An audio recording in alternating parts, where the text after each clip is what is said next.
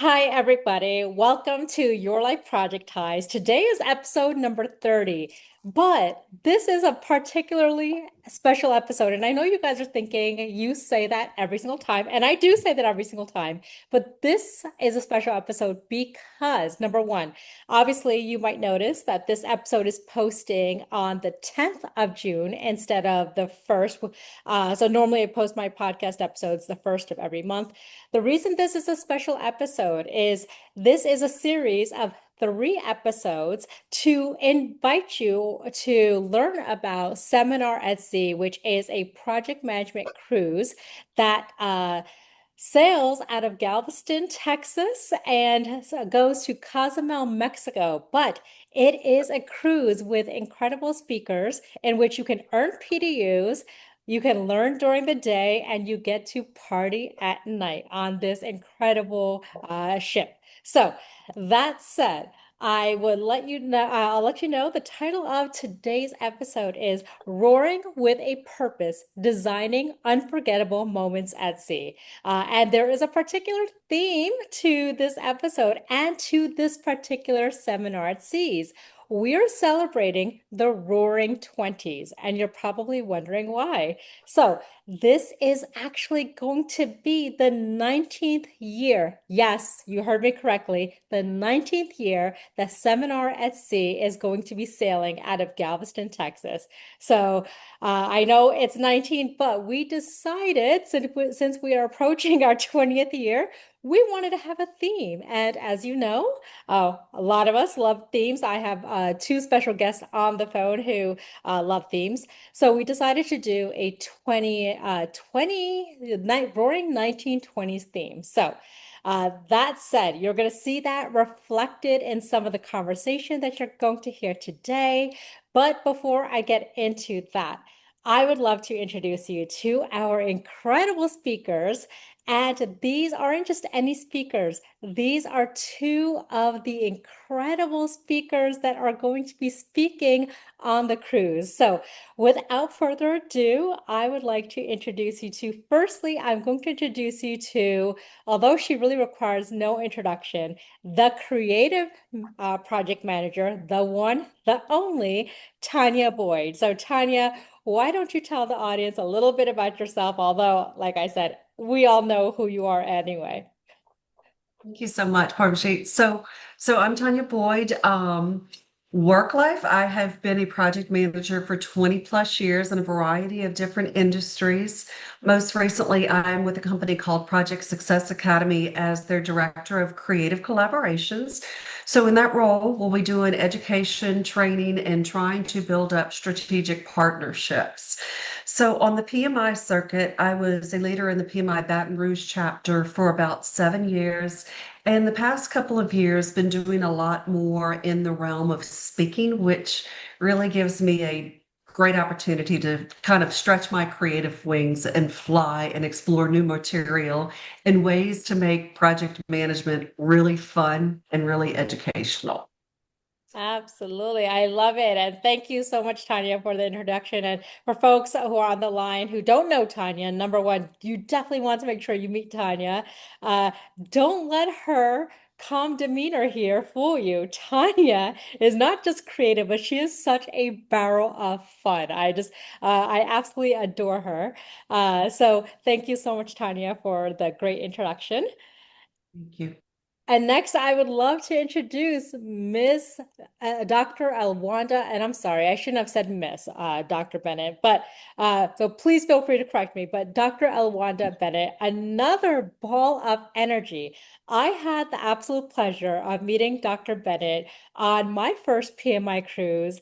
She was there with Lee Lambert, John Ceno, and a lot of other incredible individuals. And so, again, Dr. Bennett, why don't you introduce yourself and let the audience know who you are and what it is that you do? Howdy, hello. How are you? I am Dr. Elwanda Bennett. They call me Dr. B. And one of my biggest things is I really enjoy project management. I've been in IT since 1988. Yes, they did have computers back then. And I started at IBM and I fell in love with technology. But then in 2001, I fell in love with project management and I joined PMI. So I've been a member now for nearly 25 years. I really Wow. love the organization. I love what it is they do. I'm currently serving as the VP of Professional Development for PMI Houston. And my connection with that organization allows me to do phenomenal things with the youth in leadership development and helping them know about project management. So that is the thrill that gets me going. And I'm ready to set sail and have a great time with you guys. Oh, I cannot wait. I absolutely cannot wait. And wow, Dr. Bennett, I didn't know that you've been a leader for that long. I didn't know you've been involved with PMI for that long. So that's incredible. Started around 10 years old. Yeah, of course, clearly, obviously. So I've been with PMI. So I currently serve as the president of the PMI Southern Nevada chapter out of Las Vegas, Sin City. Uh, Not everything that happens in Vegas stays in Vegas. So Mhm. uh, I also have been serving in a board role with PMI Southern Nevada chapter for almost 5 years. So I'm actually stepping down. This July will make my last time running in a board position for our chapter. Not because I don't love it. I have had such an incredible experience, but really because uh, so one, I may be moving out of state, maybe even out of country. Also, I needed to do a few different things, but I will still be very much involved with PMI because as you all have seen from my LinkedIn and as we all know, PMI is one of those communities where once you're tapped in, you don't want to leave just because it is such a phenomenal community. That said, I want to kind of get right into it. I definitely want us to talk about Seminar at Sea and why this particular event is going to be so incredible and why folks should join us on that ship. So, first thing I wanted to ask, so Tanya, I wanted to ask you a question because I know you have been involved with PMI for a very long time, a very long time. And so I know you witnessed the evolution of project management firsthand. And so I'd love to hear from you, Tanya. So what are some of the most pivotal shifts that you've seen over the past 5 decades? Ooh, so I can really only take it. I know I've got a presentation that does 5 decades, and I've done a lot of research on project management's origin story, which is going to be one of the presentations on the ship is the 56 years of shifting gear, PMI past, present, and beyond. But my experience in it has only been I guess, about 20 years. Hmm. So when I first got into it, when I first got my PMP in 2014, we were on PMBOK 5. So just over those years, watching the shift from the inputs and the outputs to more outcome driven, watching that shift from the triple constraint of time, scope, and budget, and now to more value driven was a huge shift. And then, of course, just the years that we went through pandemic, these past 5 years have been absolute warp speed with what we've been experiencing with just everybody having to go virtual and then they're kind of semi back and it's returned to the office. And then you layer on top of that just the widespread. It's so hard for me to even remember that AI has only really been widespread since 2023, which is only 2 years. Yeah. It seems like we're so far removed from when that first came out. So those have been accelerated shifts. And it's just I love how they've changed the talent triangle too, Yeah. to the business kind of priority on the business acumen and the strategic thinking, as well as the power skills. And I appreciate that name of power skills versus soft skills, because when they used to term it hard and soft skills, it sort of felt like the soft meant, oh, communication and leadership is not that much. It's the soft skill. So I really appreciate the word power skills more because they're so important in our everyday interactions.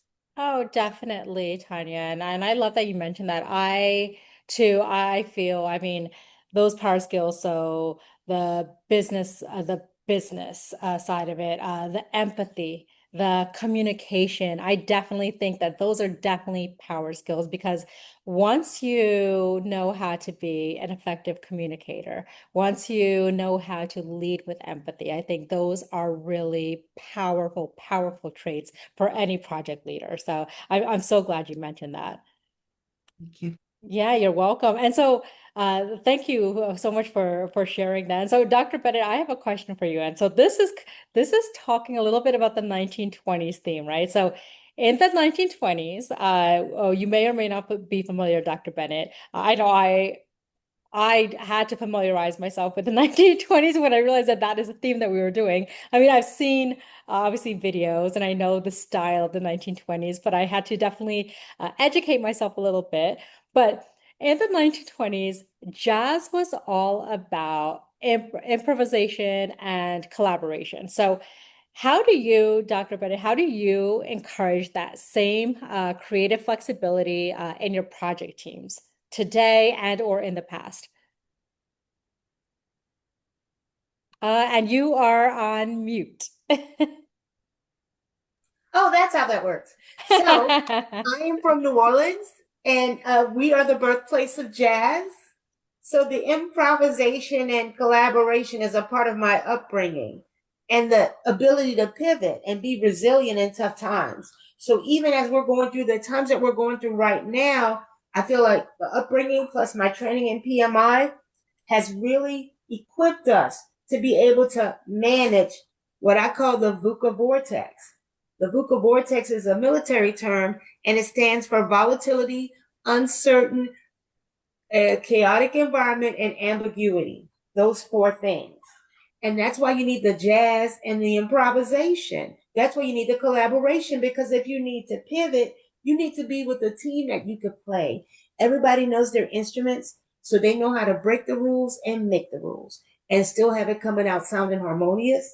Uh, During COVID, it gave me great pleasure to make all my projects on time and on budget because I'm still old school from the triple constraint.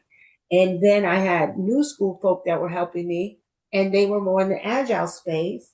So Hmm. they helped me effectively transition to being an agilist. And I never thought I would say that. I thought I says, no, I'm hardcore. But then as I began meeting with people, I realized I could definitely be both and do a hybrid thing. I guess you could call it wagile, where you're waterfall and agile. Yeah, I And like that. I like that. yeah, so Agile. that's the improvisation piece of it.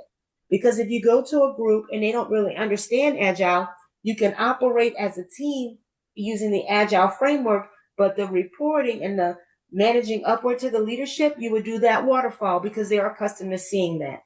Yeah, yeah, definitely. I think and I've seen a lot of that in my teams as well. I've seen just a hybrid approach. So which I liked a lot because so when I got my PMP, it was during COVID actually. So when I got my PMP, we I learned through Waterfall, and then I got my Scrum Master certification, and so I had to learn a little bit of.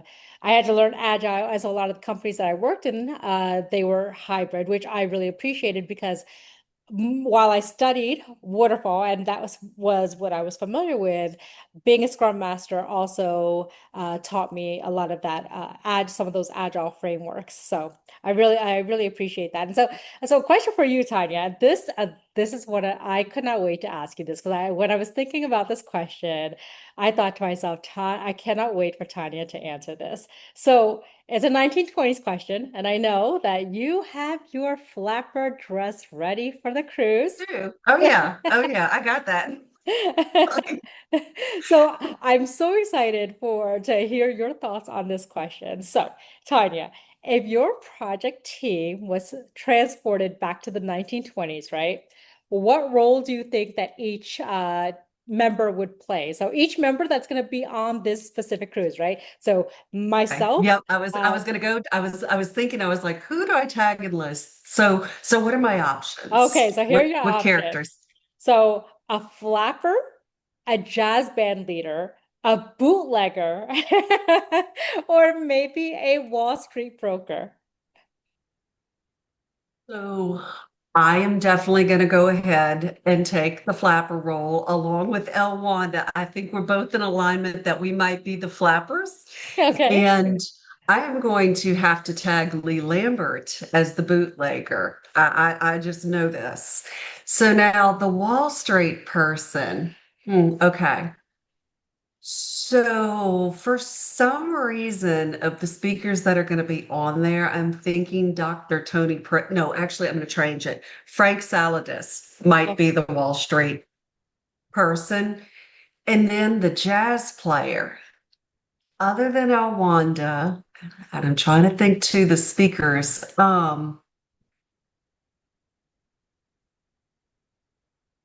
maybe Tony Prenza. I don't know. He's I don't know if he jazzy. likes. He's pretty He's jazzy. jazzy. Mhm. Okay, okay. That might be a fit. Okay, So I love it. I love it. Okay. And now I don't know if you know the answer to this, but can you, because I don't. So I would love to hear what are some of the personality traits associated with each of these? So how is the flapper different from the bootlegger, which by the way, I love the bootlegger term or title. So or versus the so I forget what the other one was that I asked you, the Wall Street broker. So Wall how do Street. okay. Yeah, yeah.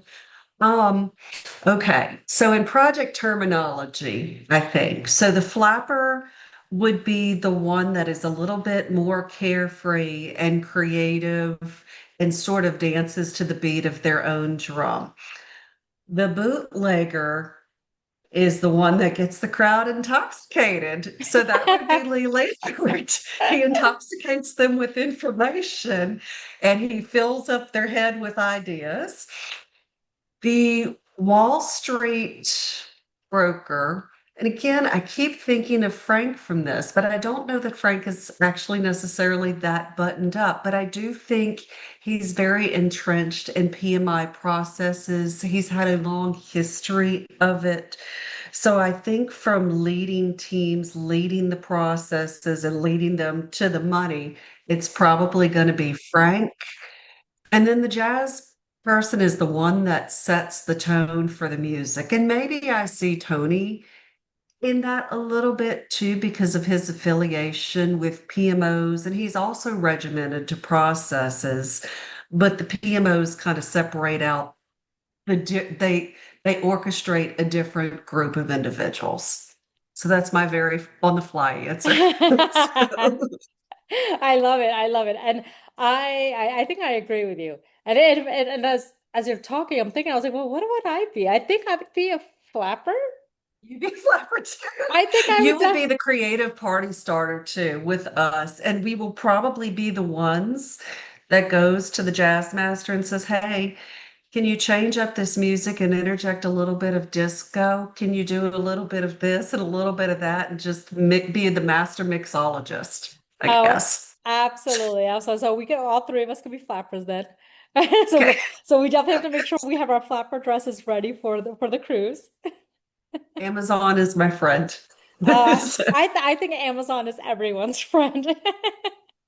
there's this, I haven't ordered from there yet, but there's a place called Retro Stage that I keep seeing advertised. Like I said, I haven't ordered to see their quality, but I am loving their vibe of outfits. So that might be a plan to test the quality, and I'll share with y'all if it's good quality and if it arrives on time. Oh yeah, definitely. Please do. Please do. I'm super excited. I'm super excited for this. So so kind of deviating a little bit from the 1920s theme as more, although I could talk about the 1920s. Like this is such a fun theme for this event. And I think Tanya, is it you who said let's do a themed event for this? Because even with keeping with Agile, I mean, Agile has its themes. So, why not? Project management, there are themes, there are retros. So we just have to make it very, very literal sometimes. Yeah, definitely, definitely, and put it into practice. I love it. I love this so much. So, Dr. Bennett. Again, I'm thinking through. Some I definitely want to pick your brain. So again, because you have so much incredible experience. So based on what you know, based on what you've seen. What do you think, Dr. Bennett, is the biggest misconception about listening in the modern tech driven workplace? The biggest misconception, that's my sister, she loves me. The biggest misconception about listening is that it has truly happened and that communication has truly taken place. But you will often hear people say things like, communication is the key, but what is the Mm-hmm. lock? The lock is understanding and comprehension. And just Mm-hmm. because we're talking doesn't mean we understand each other. So I always tell people, no, I want to overstand. There's something in this that I don't get. I need you to explain it to me. I need you to back it up. Tell me more about that. Explain that to me in greater detail. Or, hey, I can't handle the details right now. I just need you to give me the bluff, the bottom line up front. Because as you develop as a team, you're going to develop a shorthand. You're Mm-hmm. going to develop a shortcut way of interacting with each other. And it's very important to remember that when you get a new team member on, you have to indoctrinate that to whatever you guys' nomenclature is, your inside jargon or whatever you're using to help each other. So in the listening, that is your greatest skill. When Tanya was talking about soft skills, this is a power skill because when you listen and people can validate that you've heard them, people that feel heard will do more for you than anything.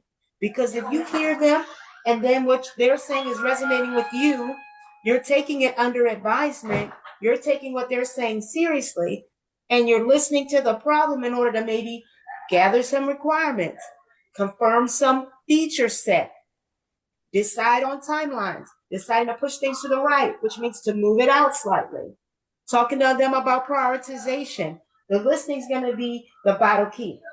You're talking to your team or even your stakeholders or even your product manager. You may say, you want these 5 features. And what I think I've heard is that you're saying this particular thing is the priority.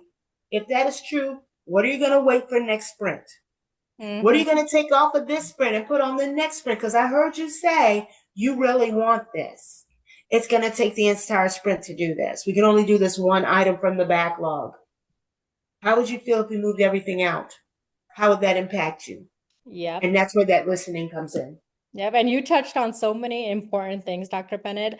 I especially loved when you said, so number one, you're not listening to respond. You're listening to truly hear and understand what the individual is saying to you. Another point that you brought up that I particularly love is repeating back to the individual what it is that you heard. Because sometimes what we think we heard and what the individual that we're communicating with is sharing, maybe it's not aligned. Maybe our perspective of what they're saying is different than what they're actually saying or what they're actually trying to communicate. And so I love repeating back to that stakeholder or that team what it is that you heard and just making sure that you're both aligned. So great tips. I absolutely love that. I Uh, wanted to add another thing. When you're yeah. working in different cultural environments, they may not feel comfortable doing that. So then I'll say, what did you think I said? What do you think you heard? And then get them to say it in their own language because they may not volunteer or even feel comfortable repeating. Because in different cultural environments, that may not be a good thing. So then one way to say, hey, what do you think you heard me? What do you think I'm telling you? What does this sound like to you? I'm asking for. And then that invites a better discussion. And then they can express themselves. Because sometimes they'll be cute on mute and they'll be like, gotcha. Okay, we'll get it done next week, right? No, I want to hear what you believe it is I truly want from you. What do you believe my expectations are? That way they can feel comfortable stating that. And then I could add up a clarifying tip and I could say, you know what? You heard me well. There's one part that we need to, really back down. There's one area that we really need to zip up. There's one area that we really need to focus on. Even though I told you this, I mean this and this. So that way they can feel comfortable getting back and forth because that dialogue is the vital key, the dialogue.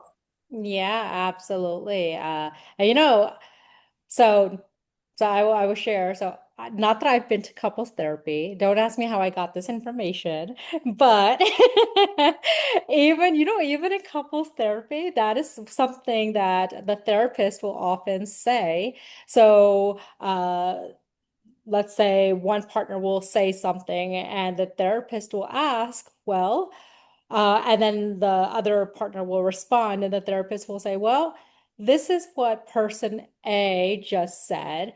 What do you, person B, what did you hear? And then that is one of the ways that the therapist helps the couple understand where there might be friction, because what one person thinks they're communicating is not what the other person is understanding, or how they perceived it. So again, don't ask me how I know this information. I swear I've not been to couples therapy, but I know that this is one of the, I don't want to say tactics, but one of the skills that therapists use when they're in practice. So and I have another question for you, Tanya. So I was really interested. So earlier on, Dr. Bennett mentioned, right? So Dr. Bennett, you've been in project management. I think you'd mentioned since 1988. Although I really, I see. okay, in IT, okay, sorry, in IT since 1988. And I'm just going to say I need to see your birth certificate when we are on the cruise, because I don't understand how you're basically like 35 at the most. So I don't know how you've been in IT since 1988. So, but I have a question for you, Tanya. So thinking about, right, the older generations of PMs and some of the new PMs that are, new, who just got into project management, whether they're PMPs or not yet PMPs, but how can this new generation of up and coming PMs connect with the foundational values that shaped PMI in the earlier days of PMI, just based on your opinion?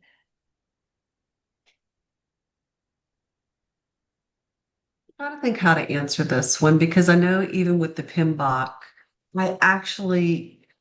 I feel like seven was maybe a little bit too scaled back, but I do like the current direction going more towards value relationships, power skills. Mm-hmm. And to me, it's building relationships. Some of the older generation wasn't always great at that either. Sometimes they were so much about the processes and the outputs.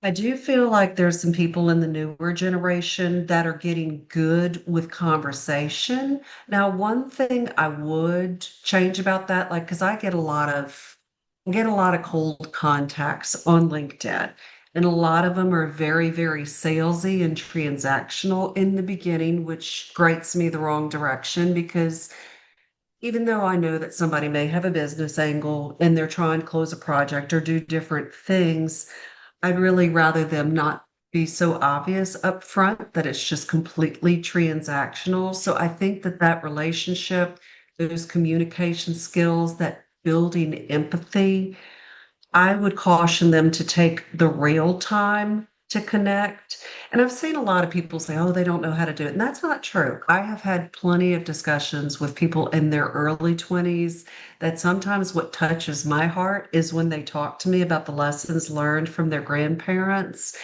and the values that they learned, and that they're actually interested in the experience that we might have gone through when we didn't have computers or Netflix or MapQuest or all artificial intelligence. I love when I see them devote interest to that and learning about, well, how did y'all manage projects or get these things done without these tools? Like that just sort of sparks my heart. So I think that everything in humanity needs to be relationship driven too. And like Dr. Bennett was saying, prioritizing listening, prioritizing communication to understand and comprehend. Mm-hmm. I don't think that's ever going to go away. And especially with the acceleration of AI. I mean, I love AI. I love that it enhances our efficiency, but it is definitely not meant to be a replacement. and you still need to prioritize your critical thinking skills so that when your internet goes down or when you get lost, when your MapQuest drops, you can figure out how to get out and how to get to the other side without those systems automatically being there. Yeah, So, definitely. It's funny when you were saying MapQuest, Tanya, I immediately thought about that time when I left my my phone in the back of an Uber, right. and I thought, oh my gosh, and I had to print out MapQuest directions to get from point A to point B because I didn't have my phone, which I would typically use to direct me. And so I like that a lot. And I'll also say, right, is I'm a millennial. And I know a lot of people think that all millennials, there's stereotypes, right, about every generation. And honestly, that it's upsetting to me usually because I don't agree with the stereotypes. I mean, I know some great folks from the boomer generation who are very technically savvy, and I know some millennials, such as myself, who prefer to have phone calls rather than text messages. And so I really like that you mentioned that. I think that. And you said communication. I think I feel like that's a lot of what we keep touching on. It goes really back to communication. And what you also mentioned, Tanya, is building those relationships. And I love that because, like you, I too get some of those sales messages. And I think to myself, you haven't even got to know me. As soon as I accepted your request, you immediately shot me a message to sell me something. Yeah. And I'm thinking, get to know me, buy me a cup of coffee. I'm kidding. But I'm thinking, I was your ICP, and then bam, you went in for the jugular. It's like, stop that. right, It just, yep, right, exactly. yep. And I think I mentioned once, and I don't know if I don't know if I'd shared this with both of you, but I was at a PMI conference last year. And there was a woman who had sent me a connection request, and I saw we had mutual connections. I accepted her connection request, and she tried to sell me something. And I said, yeah, I said, sure, we could have a call. I'm always up to have a quick call. And I said, yeah, let's have a call. And then I told her, I said, but I'm going to be busy because I was going to the global summit. And around this time, she sent me another message, and I couldn't respond to it because when I'm at the Global Summit, I really try my best not to look at my emails and look at my phone. I really want to be present in the sessions and in the conversations that I'm having with individuals. And so, anyway, she sends me a third message because I hadn't responded to messages 2 and 3, or so. I'm sorry, she sends me a fourth message, and she says, well, I guess you're telling me to go kick rocks. She says, I guess I'll leave you alone now. And I was so bothered by that, thinking, you don't know How what's going on. unprofessional. But yeah, number Like, one, how yeah, unprofessional. right. Number Right. one, how unprofessional. Number two, you don't know what I have going on in my life. I maybe I had an emergency. You don't know. There's several things that could be happening, Yeah. which are the reason I didn't respond to you yet. But but so that's why I really appreciate you mentioning, Tanya, relationship building, because I think relationship building is so incredibly important. And even in project management or deals or different things like that, connection is so important. And we have to learn patience as project managers. It's not easy to do because we're always under that pressure cooker for on time, on budget. Now. Are we there yet? But for us, outward facing to other people to manage our influence and help bring them in to do the work that needs to be done, there needs to be patience. So when somebody tells you no, sometimes it means not right now. So I can definitely empathize with the way that you felt with that woman because I would be bothered by it as well. And I would have had a hard time not saying something that you really need to work on your patience strategy if you're going to succeed well in sales in the future. Like that would have been hard for me not to say in that Yeah. instance. But it's true. Patience, it's a power skill that needs to be learned. And when you don't get your way immediately, move on. It's fine. Mm, Just maintain that calm and keep going. So yes. Yes. Yeah. I could not agree more. Could not agree more. And so I kind of also wanted to talk a little bit about AI and just pivoting just a little bit. And so Dr. Bennett, I wanted to ask you this question. So I know you, again, you have a lot of experience with AI. I know, Tanya, you do as well. But Dr. Bennett, what are some maybe practical ways that project managers can use AI to become better listeners and also to build stronger team connections?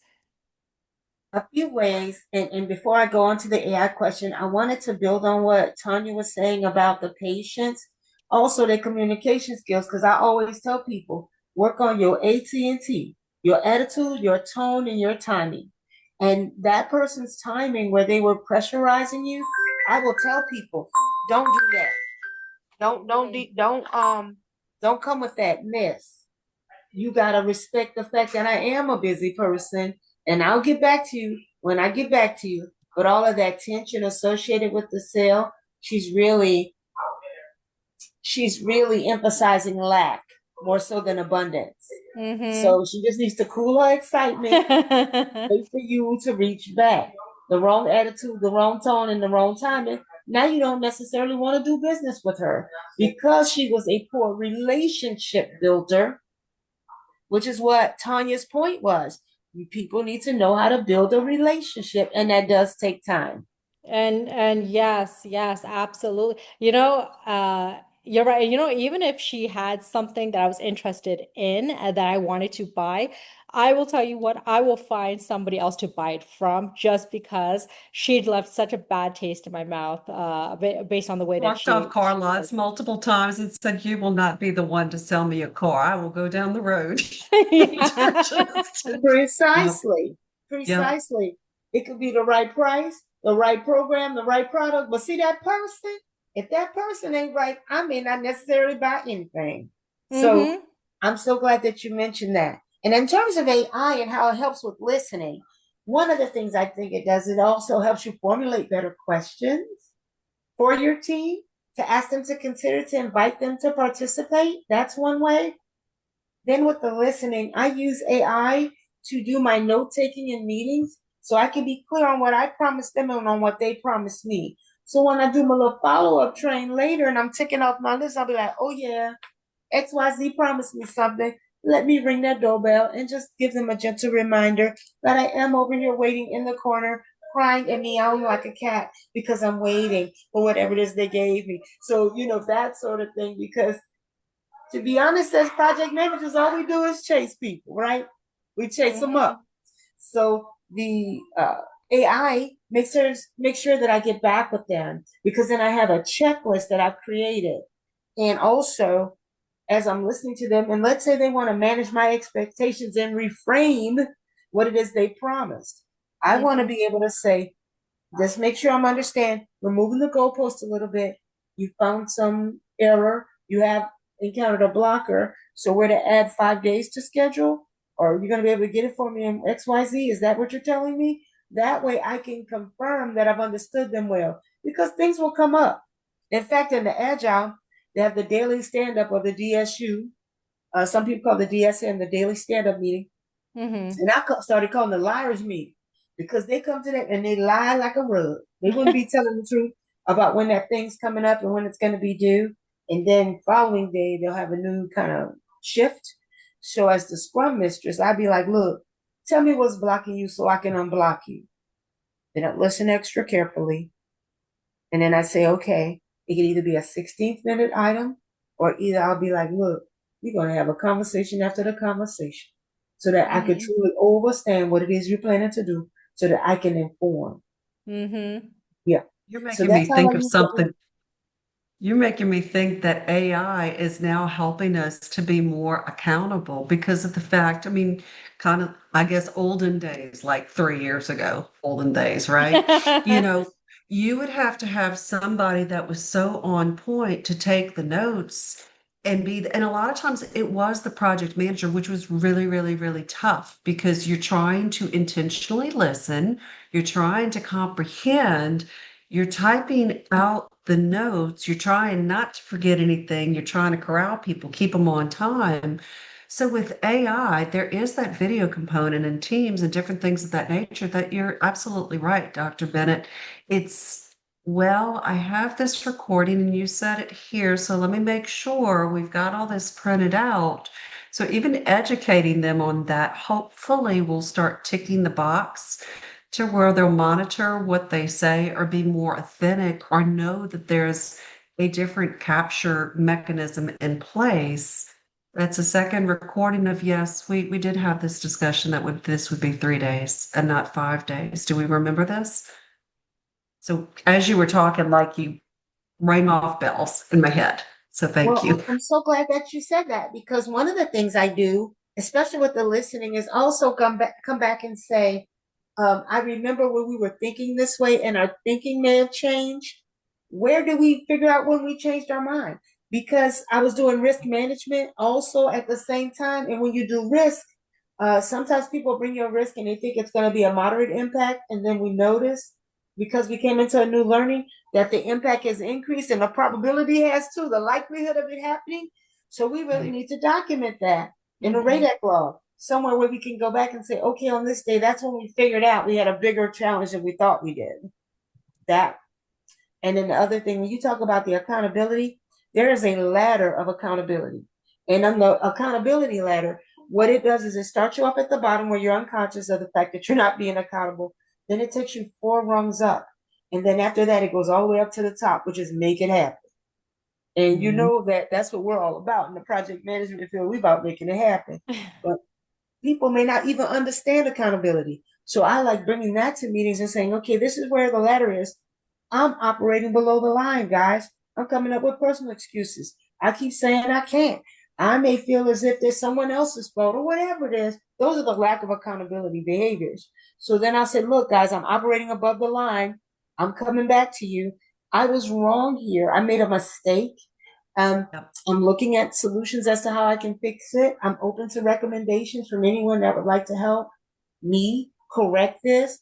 Because even if we burn 5 days, how can we claw back 3 days? Anybody got an idea of how we can bring it in? Because before it was very top down, autocratic. Now it's becoming bottom up, relationship wise. We're relying on the team to help us all succeed. So everyone's leaning in, hence the scrum, hence the huddle. Yes. Love that. Thank you. Yeah, no, thank I you. love Thank you how you both. phrased it. And just even like you are so good at empowering words because a lot of people, there's the whole disempowering and empowering words, but even being vulnerable as a leader and saying, hey, look, I made a mistake here. What can I do to make this right? What can we do to work together? I think that's such an important skill because for so long I've seen, and it's where I'm at now, I feel like is good, but there's been so many times in my past that I felt like I've dealt with a lot of toxicity. And people are like, you never went through that. I was like, yes, I did. Yes, I did. Very much so. But just the scapegoating, the blame, the lack of ownership, the lack of accountability. So even the phrasing that you offered was very diplomatic and wonderful. Yeah, I think that was great. Yeah, I would like to second that. Yeah. Absolutely. Thank you very much for that, It's Dr. still Bennett. very much a work in progress. Like one day I have a script of different things to say to offer other people, and I had a scripted answer in my mind, and I said it, and I must have used the wrong tone because the person thought I was being facetious. They thought I was being uh like playing with them, and I wasn't. Uh, we were in a meeting and they were insisting on something. And I was like, well, would you rather me do this or that? I'm willing to do it and change. And she was like, I'm leaving right now. And I'm like, no, I just asked you what you wanted to do. But it didn't sound right because I guess she'd never heard it before, put that way. Would you rather have me do this or this? I'm okay with it. I'm okay with pivoting. I'm flexible. But she didn't hear that I was flexible. She thought I was being sarcastic. By giving her a That's a choice, she lot of thought it people's was, experiences too. yes, That it may not even be something personal you did. That's what I've had to learn about right. conflict management. Half Mm-hmm. the time, it's not about us personally, it's that other people's lived experiences and how they've perceived things. And that's the total uncontrollable factor in project management. It's just But the more that we educate ourselves on personality types, people, and the more that we actively listen, I think it makes it easier to sail those seas. Going back to our sea theme. So Yes. Yeah, and as you're saying that, I definitely had that kind of an experience also. And Tanya and Dr. Betty, you're making me think about maybe the words that I used, maybe how I could have used them differently. I had an experience where I was sharing with some team members things that I had done in my role when I was in a similar role as they were in, that they are in currently. I shared that, well, when I was in this role, these are some things that I did to be efficient or to and I, without ex- being too explicit, maybe this is we'll use a TV example. This is what I did when I was looking for a new TV. These are some of the things that I tried. These are some of the shops that I went to. And and I was saying it to be helpful because I thought, well, let me share what I did. Let me use my experience, and maybe that's helpful to you. This will give you some ideas as to how you can purchase your TV. And the feedback that I got is I was told that I was being condescending. And that is not who I am. And I was bothered by it. I was actually very bothered by it because I know that wasn't my intent when I was communicating, but something I've started doing with AI. So I appreciate both of your examples, and I appreciate Dr. Bennett again the words that you use. Something that I've been using AI for a lot recently has been I will put into, let's say, ChatGPT. I will say, this is the scenario, and this is my response to this individual. Can you help me make the response maybe a little bit softer, a little bit more succinct? Or how can I ensure that I'm not being offensive? Or how do I ensure that I don't come across as condescending? So I do use AI for that because, and that to me has been it's very helpful. And again, I don't normally get that feedback, but I like to use AI just in case to make sure that I'm um, being intentional in the way I'm communicating and being considerate of other people and their feelings and how they're perceiving that information. That's a great use case because I mean, I know we've probably all had the back in the day circumstances where we're mad at something and we go to respond, and then we have to call over our friend in the office and say, "Can you please read this for me so I don't get myself in trouble when I press send?" So using it to saying, "This is a difficult scenario. I'm really working on my conflict management skills. Can you give me a more diplomatic and empathetic way of stating this?" That's an amazing use case for it. And even as Dr. Bennett said, just even the lists or the ideas, like even if you take meeting notes and you need additional action items for your team or ways to brainstorm things based on that transcript, you can do that to get additional ideas.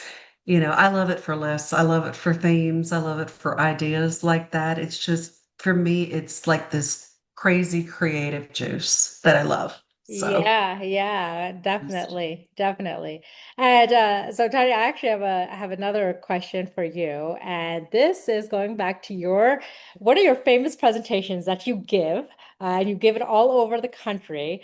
So Tales from the Swamp. So can you share, Tanya, one of your favorite or most surprising swamp tales? Maybe something that left a lasting impact either on you or your team? Yes. So is this Tales from the Swamp in the literal version or on the team version? Because I could do a little bit of both. Sure, So, let's do a little both. okay. Yeah.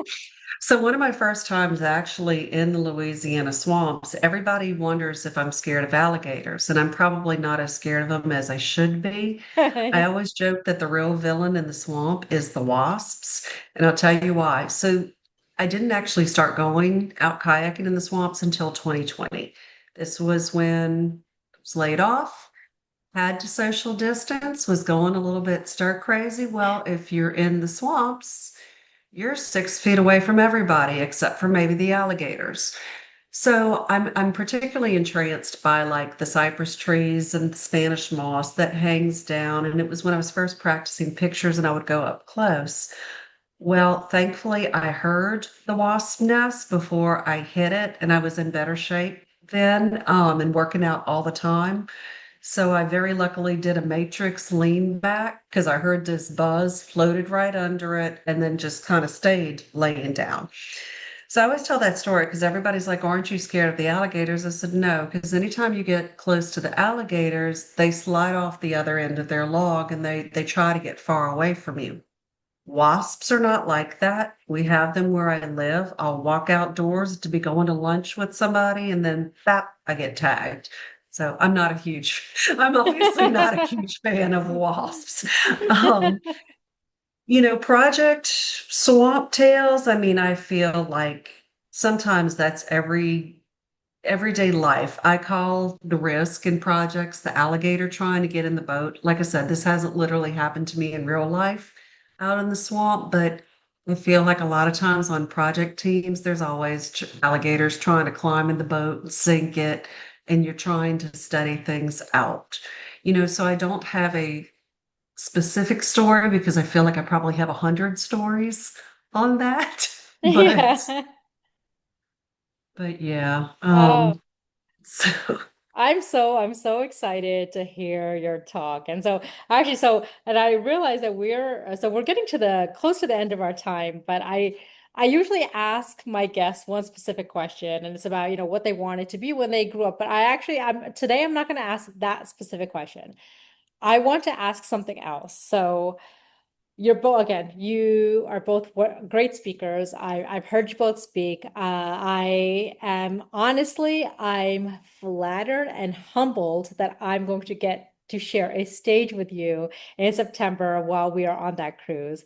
But I wanted to ask you, so you both will be presenting on this cruise.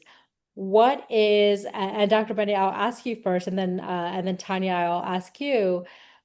Dr. Bennett, what do you want the audience to walk away with once after you present? What are some of the things? And it doesn't have to be one thing, but how do you want to impact the audience who is going to have the pleasure of listening to you present? I want them to be empowered to excel and fearless in their framework of how they execute.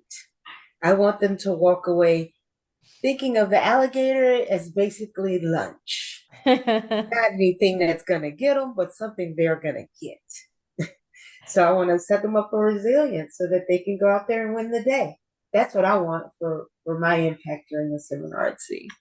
Oh, I love it. I love it. Thank you so much for sharing that. And I have no doubt that that is exactly what folks will walk away with after hearing your presentation. So thank you so much for sharing that, Dr. Bennett. And I think we actually have a few minutes. So I am going to actually ask the question that I ask all of my speakers. So you're a project leader right now, but thinking back to young Dr. Elwanda Bennett, what did you want to be when you were a little girl? What did you want to be when you grew up? It turns out that I am what I wanted to be when I was a little girl. I wanted to be a teacher, and that's truly what I am at the end of the day. I'm a teacher, and I get to do it in project management in all the areas of my being. So, love teaching, love getting taught. I'm a lifelong learner, so I became that person. So now that's my self-authoring mind. My self-transforming mind is allowing me to make decisions that would impact the future. So now my mind is more so legacy. Before I just wanted to contribute, to the immediate sense, but now I want to contribute for further generations. It's changed a little. Oh, I adore that, and I agree with you. You are a teacher, and I think we all are teachers, and we're all, like you said, we're all constant learners. So I'm glad that you are living out your dream. Maybe not in the way that maybe you initially envisioned, but I love that you are. uh, that you are doing in this capacity, because we are so fortunate to have you in the community. So, and then Tanya, so same question. So, well, firstly, I'm going to ask you, what would you, again, you are a fabulous, fabulous presenter. I've heard you speak, and obviously we've been friends for, I want to say quite some time now, maybe a couple of years now, we've been friends. Yep. Right. And so I've had Yep. the privilege, and I feel like I'm cheating because I get to hear you speak and get tips and tricks and advice from you all the time. I mean, you're a text or a phone call away. So, what is it that when you present on the cruise, what is it that you really want the folks on the cruise to walk away with? What do you want them to learn, and what do you or what do you hope to deliver to them? I want people to start being more comfortable with sharing their own stories, embracing their own creativity. I think a lot of times we hold back our own stories because we don't think that we're enough. Like I know TEDx speakers that are like, but I'm not a TEDx speaker and I'm not a CEO and I haven't earned $1 million. You know what? None of that matters. You don't have to be that person. You have to be exactly who you are, have lived your life, and be able to tell that story and incorporate how you've overcome different challenges and come out on the other end. So I want people to embrace that. And then, like I said, even in the way that I'm going to tell the stories and the presentations and both of them, I really want people to go, okay, this is an entertaining story. Project management can be super fun. So that's a goal.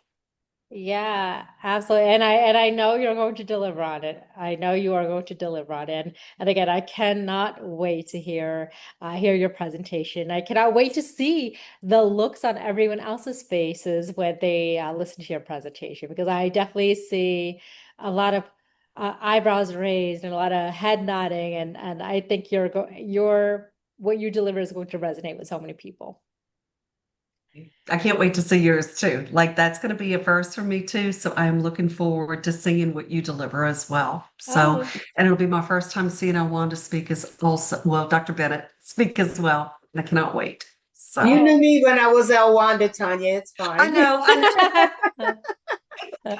So Well, thank you so much. I appreciate that, Tanya. And so, Tanya, so same question that I asked Dr. Bennett, and I think you and I have talked about this before, but I don't know if our audience has heard this before. But when you were a little girl, as spunky as ever, I'm sure, what did little Tanya want to be when she grew up? So there's been multiple iterations of what it is that I wanted to be. I was actually having this conversation, on a work level too, and team, and what do you want to be in the future? I was like, I don't know, 5 years from now. But when I was very little, a singer, and then an actress. And then when I went to college, I wanted to be a journalist. And so it kept changing. But the one I really probably attached to was a singer. I've got pictures, like very old school pictures of little Tanya trying to sing Linda Ronstadt with the microphone. And I don't think that's very far removed from who I am nowadays. So I've felt like I've sort of stayed consistently in character and just layered in other aspects of that. Yeah, So, definitely. I mean, I've seen your karaoke videos, and yes. I just yeah, and I Well, we'll know see them on the cruise. We will get that together. So, in addition to the 1920s theme and the flappers dress, and obviously the disco parties that they're going to have on the cruise anyway, going to be working on a soundtrack. And if there's a way that we can incorporate karaoke into this whole mix and make funny project songs, we'll make it happen. we will So, make it happen. We will make it happen. That is on my list of things that we are definitely going to do, come hell or high water. I don't know if I'm allowed to say that on my podcast. I guess I can since it's my you podcast, just said but it. It's all good. You said Oh, good. it. We claim it. Well, I just want to thank you both so very much. Number one, I adore both of you. You are just such incredible professionals, uh, just so intellectually profound with with the things that your knowledge and the things that you share. And I'm amazed by both of you. And I cannot wait for us to sail the sea together in September. And I thank you both for being on here and giving our audience not just some practical tips, tricks, advice, but also sharing with them what they can expect to see on this cruise. And so hopefully more folks will join us for this extravagant excursion on the sea. Cannot wait. I'm thrilled. I'm ready. I'm already there. Am I packed yet? I think I'm already packed. You're better than me because I will be throwing too much stuff in the bag because I don't know how to pack. That is not a project management skill that I've gotten down pat yet. I pack entirely too much because I know there's going to be multiple wardrobe changes and mind changes. So yeah, just. Well, But I all do I have have is gold my disco flapper dress boots. So right those now. are coming. Gold disco boots too. I know we're going with flapper, but the gold disco boots are there. Oh my So gosh. I cannot wait to see that. Oh gosh, well, I cannot wait to see the outfits, see the presentations, to sing, to dance, just have a great time with you both. So again, thank you both so very much for being on this very special episode of Your Life Projectized, and yeah, cannot wait for our audience to also benefit from this conversation. Thank you again. thank you so much, both of My y'all. pleasure. My pleasure, Parmjit. Thank you again. I enjoy you. You're so welcome.